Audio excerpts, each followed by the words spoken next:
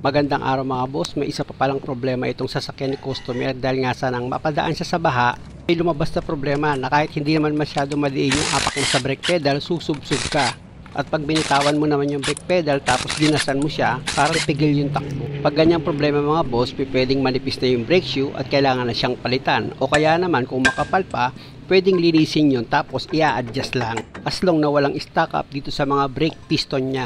Ito nga mga boss, nung tinanggal ko itong brake drum niya, marumi na masyado itong preno niya, pero yung brake shoe makapal pa.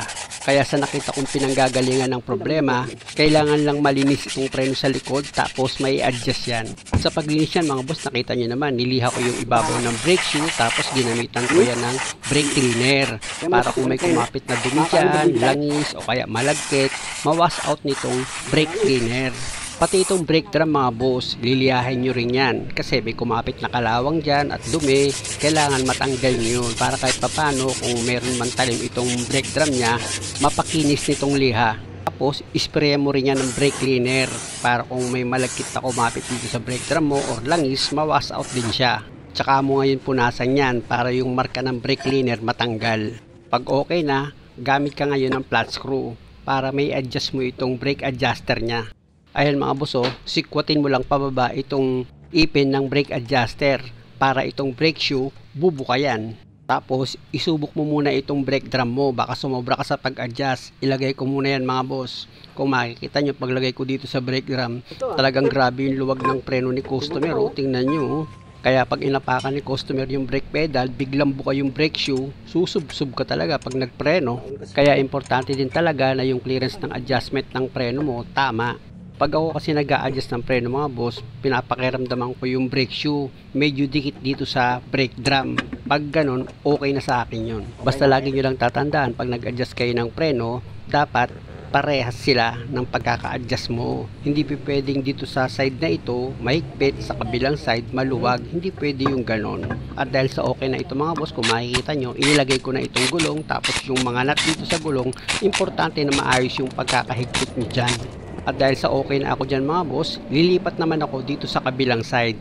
Importante kasi mga boss na paggagawa kayo ng preno, kung dalawa sa likuran, dalawa sa likuran. Kung dalawa sa harapan, dalawa sa harapan. Hindi pwede yung isang side lang yung i-adjust nyo na preno dito sa likuran. Dapat yan parehas. Para pag inapakan nyo yung brake pedal nyo, balanse yung preno nyo. Dito naman sa kabilang side mga boss, ganun din. Makapal pa rin itong brake shoe nya. Pag ganyan, brake cleaning adjustment lang din yung gagawin mo. Tapos dito sa brake drum, ganun din mga boss, lilinisan mo rin yan, gagamitan mo siya ng liha para kung may kumapit na kalawang dyan or dumi, matanggal nitong liha. Pag okay na, sprayan mo ulit yan ng brake cleaner mo para ma-wash out yung mga kumapit na dumi dito sa brake drum mo. Tsaka mo ngayon ulit yan punasan. Dahil sa okay ka na dyan, lipat ka naman dito sa brake shoe. Gamit yung brake cleaner, i-sprayan mo yan. Para kung meron ding langis na kumapit o malagkit dito sa brake shoe mo, pati yung mga dumi dyan at kalawang, mawash out itong brake cleaner. Pag okay na, gamit ko ulit ng flat screw para mag-adjust ka ulit dito sa brake adjuster mo. Pihitin mo yung ipin yan pababa para mag-adjust itong brake shoe mo. At dahil nga sa okay na yung pagkaka-adjust ko, ilagay ko na itong brake drum nya. Ayan mga boss, kung makikita nyo, swabe yan pag isinalpak ko. O, diba? Alam nyo mga boss, sa pag-adjust ng preno dito sa likuran na ginawa ko, pati yung handbrake nito, nag-adjust na rin yan. At dahil sa okay na ito mga boss, pwede ko na ngayon ilagay itong gulong, tapos yung mga nut nyan, siguraduhin nyo na maayos yung pagkakahigpit. Pag okay na, i-check ko na ngayon yung handbrake nya. Before kasi mga boss, pag hinila ni customer itong handbrake nya, mataas na. Pero ngayon,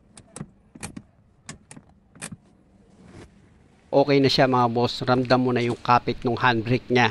At dahil sa okay na ako dito sa likurang preno ni customer, dito naman ako sa harap. Pero i-check ko muna itong pang ilalim nya, ugain ko itong gulong kung meron siyang problema sa mga tie rod, ball joint, bushing, etc. Pero dahil sa okay naman siya mga boss, tanggalin ko na itong gulong para ma-check ko itong brake pad nya dito sa harapan.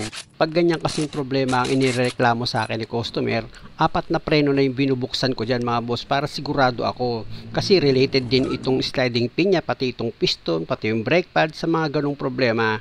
Kaya ang ginagawa ko dyan, binubuksan ko na yung 4 na preno para ma-check up ko. Sa pagtanggal naman itong brake caliper, meron lang naman yan 2 bolt na number 40 na tatanggalin ka. Tapos pwede mo nang iangat itong brake caliper. Yan mga boss, diba? Tanggal ko na yung brake caliper. Yung clip spring yan, tanggalin nyo dito sa brake pad. Tapos isunod nyo naman sa tatanggalin itong 2 brake pad nya. Hilahin nyo lang yan mga boss dito sa brake caliper holder nya. Dahil sa natanggal mo na itong brake pad, gumamit ka na ngayon ng liha para kuskusin mo itong ibabaw ng brake pad mo. Nang sa ganon, yung tumigas dito sa ibabaw ng lining, matanggal yan. Mapapansin mo naman kasi yung kulay nitong brake pad mo, maglalight yan. Ibig sabihin, natanggal mo na yung tumigas dito sa ibabaw ng brake pad mo pag ganon. Yan kasi yung pinagbumula ng sipol mga boss pag inapakan mo yung brake pedal. Kaya importante na yung brake pad mo nalilinis mo yan. Pati itong rotor disc kung makikita nyo, diba, ginamitan ko rin yan ng liha, pinasadaan ko rin siya para kung may kumapit na kalawang dyan, matanggal nitong liha. Tapos kung makikita nyo, ginamitan ko pa nga yan ng brake cleaner para sigurado ako malinis talaga itong rotor disc. Pag okay na, itong brake pad naman mga boss kung makikita nyo, inisprayan ko rin yan ng brake cleaner. Tapos balik ako dito sa rotor disc, pinunasan ko yan ng basahan mga boss para yung marka ng brake cleaner matanggal. Tsaka ako ngayon i-check itong sliding pin nya. Sa napansin ko mga boss, medyo matigas siya pihitin. Pag ganyan mga boss, pahiran nyo lang yan ng grasa. Pero dinisan nyo muna itong sliding pin syempre. Sprayan ko muna yan ng penetrating oil para malinis na malinis siya mga boss. Para pag pinahiran ko ng grasa yan, okay na okay. Siyempre naman mga boss, bago mo pahiran ng grasa itong sliding pin, punasan mo siya ulit. Tapos pwede mo na ngayon siyang pahiran ng grasa bago mo siya ibalik dito sa dati niyang position. Gaya nga ng sinabi ko sa inyo mga boss, yung problema ni customer, related yan dito sa ginagawa ko. Lalo na itong sliding pin pag medyo makapit yan. Kung napanood nyo yung mga ilang video ko, kapag itong sliding pin stack up or mahigpit siya, pwedeng mabilis maubos yung brake pad o kaya pwedeng panggalingan na pigil ang hatak. Kaya napaka-importante mga boss, itong sliding pin dito sa brake caliper holder nya, na-check up nyo yan. Ayan na mga boss, kung makikita nyo, nailagay ko na yung 2 sliding pin after ko yan mapahiran ng grasa. Tapos, pwede ko na ngayon ilagay itong isang brake pad nya. Ayan mga boss, kung makikita nyo, sa paglagay naman ng brake pad mga boss, napakadali lang yan. Meron naman siyang guide na pag itinapat mo itong brake pad mo, itulak mo na siya ron. Ganon din itong isang brake pad mga boss. Pag inilagay mo yan, itapat mo lang yan dito sa guide ng brake caliper holder mo. O diba, nakita nyo naman, saglit ko lang ilagay. Siya nga pala, nakalimutan ko. Sige, tanggalin ko ulit itong brake pad mga boss para makita nyo. Ayan mga boss, kung makikita nyo, dito sa dulo ng brake pad, itatapat nyo yan dito sa brake caliper holder sa baba. Sa taas, ganon din. Tsaka nyo ngayon itulak. O diba, ganon lang siya kadali ilagay. Tapos, iposisyon ko muna itong camera mga boss para mailagay ko na ngayon itong brake pad clip nya. Ayan mga boss.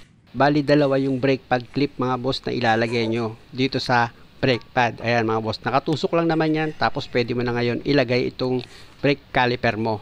At pag lumapat na yan dito sa brake caliper holder nya, ilagay mo na yung 2 bolt na number 14. Tapos gamit yung socket wrench mo na number 14, i-final mo na yung higpit dito sa 2 bolt ng brake caliper. Tapos pihitin mo yung manibela para maidiretso mo itong rotor disc. Tsaka mo ngayon ilagay na itong gulong.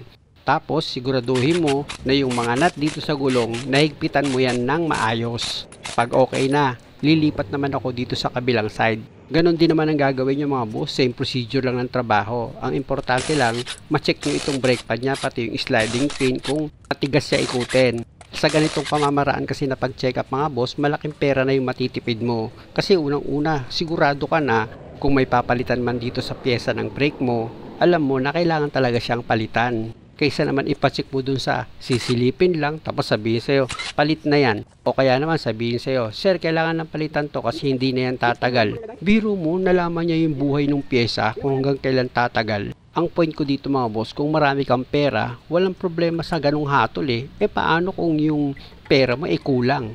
Hindi mo na pala pwede gamitin yung sasakyan mo dahil nga sa yung isang pyesa, malapit na siyang bumigay. Kaya kayo mga viewers, dapat marunong na rin kayong tumingin ng pyesa. Kung kailangan ba yan talagang palitan or hindi, kung sira na ba talaga yan or hindi pa yan sira, dapat alam nyo yun. Kasi ayun ang pinakamagandang way mga boss para hindi kayo nagagastusan ng malaki. Gaya nito mga boss, yung problema ni customer pag inapakan niya yung brake pedal niya kahit alalay lang, susubsub ka talaga pag ikaw ang pasahero. At pag binitawan mo naman na yung brake pedal at ginasan mo siya, ramdam mo naman na parang pigil yung hatak. Pag ganyan mga boss, ilan na ba yung video nagawa ko na ganito ang problema? Na ang ginagawa ko, nililinis ko lang yung 4 na preno ni customer. Tapos yung sa likuran, ina-adjust ko. Nagiging okay na. Yung part 1 naman nito mga boss, kung napanood nyo, pag in-start mo siya, after a seconds, mamamatay yung makina. Tapos pag in-start mo siya ulit, okay na, wala na siya problema. Ayun yung part 1 nito. At awa naman ng Diyos, na-solve naman yung problema. Balik na ako sa trabaho mga boss after ko malinis yung rotor dish, yung brake pad, pati itong sliding pin. Nakita nyo naman, di ba? Pinahiran ko na yan ng grasa. Tapos inilagay ko na yan dito sa brake caliper holder niya. Ayan na, nakalagay na yung dalawang sliding pin. Tapos ito naman brake pad, kung makikita nyo, inilagay ko na rin yan. At dito naman sa isa pang brake pad mga boss, itapat ko yan para makita nyo kung paano ko siya inilagay. Itapat nyo lang yan dito sa guide nya, sa brake caliper holder, tapos itulak nyo. Ganun lang siya kadali mga boss. Ilagay ko na yung dalawang brake pad, tapos yung brake pad clip. Ayan mga boss, ilagay nyo na rin yan. Itusok nyo lang naman yan kabilaan itong brake pad, tapos pwede nyo na ngayon ilagay itong brake caliper. Pag nilagay nyo yung brake caliper at lumapat na, ilagay nyo na yung dalawang bolt na number 14. Pag kumapit na yan sa thread nya, gamit ka na ngayon ng socket wrench number 14, higpitan mo na yan. At dahil sa okay na ito, wala na akong nakalimutang higpitan dyan, pwede ko na ngayon idiretso itong manibela para mailagay ko na itong gulong. At nandito na naman tayo sa usapang gulong, yung mga nut nyan, siguraduhin yung maayos yung pagkakahigpit. Tapos pasok na ako dito sa loob ng sasakyan ni customer, ipa-start ko itong makina para ma-check ko itong brake pedal nya. Before kasi mga boss, itong brake pedal ni customer, malambot masyado. Hindi ko rin siya makontrol nung ako ang nag-drive Kaya pag alangan yung preno ko, sumusubsub yung pasahero. Pero ngayon okay na siya. Ramdam ko na itong hanggaran niya pag inapakan itong brake pedal. Kaya i-road test na namin yan. Ayan. Pag binitaw mo yung preno, arangkada agad siya. Ay, ako makapit Tapos sumusubsub tayo di ba? Oo, ako kanina. Hindi na. Kasi masyado na malayo yung clearance ng likodan. Dahan-dahan. Hindi ka nasusubsob, di ba? Oo, hindi na. Kanina, lalo kanina Subsob tayo kanina di ba? Hindi na. Kanina kasi mga boss, hindi ko makontrol yung brake pedal dahil nga sobrang lambot. Tapos ang lakas pa ng preno. Pero ngayon okay na. Ramdam ko na kasi sa brake pedal yung kapit ng preno. Masyado na kasing lumuwag yung preno nito mga boss. Kaya nangyari yun. Ayan, pagkano mo. Ayan. Hindi na? Okay na yun. Hindi kasi malayo yung clearance napadaan pa ito sa lubak. Ay sa baha. Ayan ba, smooth siya pag nagpreno. Hindi mo naramdaman? Hindi na siya kumakapit? Hindi na. Sige, preno mo. Ayan. Hindi na? Okay. Yung pala maingay. Okay. Mga boss, maraming salamat sa panonood. Sana nakakuha kayo ng idea. At kung maaari, huwag niyo naman sana kalimutang mag-subscribe sa channel ko. Maraming salamat.